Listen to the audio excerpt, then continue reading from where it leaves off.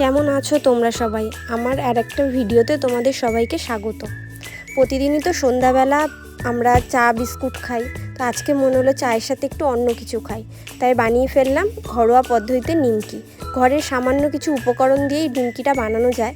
প্রথমে ময়দা নিলাম, ময়দার মধ্যে সামান্য নুন, সাদা তেলটা একটু বেশি দিতে হবে যাতে ময়দাটা ময়ম হয়, আর সামান্য একটু চিনি দিয়ে ভালো করে, একদম একটু শক্তও না আবার খুব নরমও হবে না।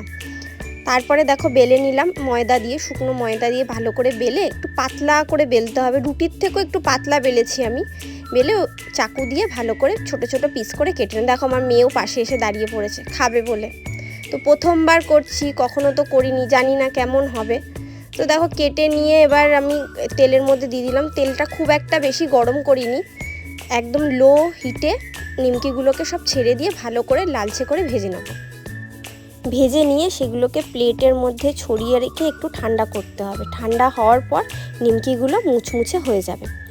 তো তোমরা সবাই দেখছি ভিডিও দেখছো, কিন্তু কেউ সাবস্ক্রাইব করছো না, তো সাবস্ক্রাইব করে নিও। আর আমার ভিডিও কেমন লাগছে আমাকে জানিও, লাইক করো, কমেন্ট করতে ভুলো না।